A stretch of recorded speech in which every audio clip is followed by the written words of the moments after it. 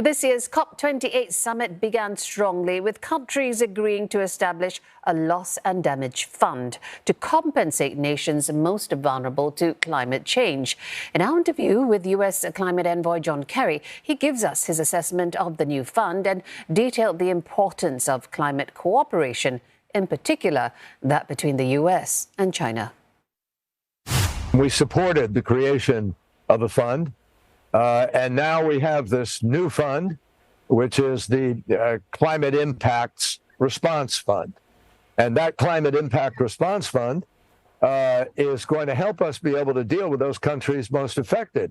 I mean, the terrible thing about what's happening in the planet today is that most of the emissions come from the developed world, and they're having obviously a great impact on more vulnerable countries in other parts of the world.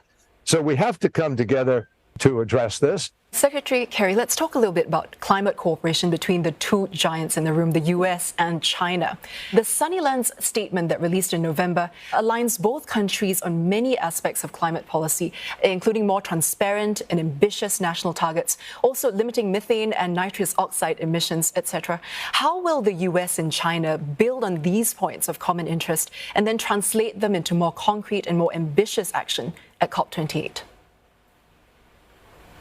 Well, at Sunnylands, we really had a great step forward because China and the United States agreed that all greenhouse gases will be made part of everybody's national plan for reduction of emissions. So that's good.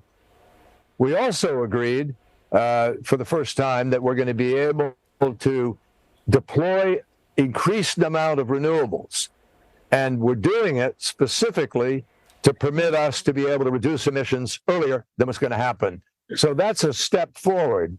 We also agreed that we both want to work together to be able to help make COP28 guarantee that we're going to be a force for getting an agreement and for making this agreement move this process forward in a thoughtful way. And finally, we agreed we're going to have a working group, and we're going to continue to work on this.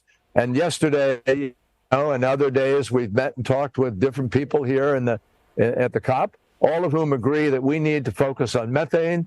And now China is prepared to work with us to try to do that. They put out a national methane plan. It's a step forward. And we will continue to work well after this COP.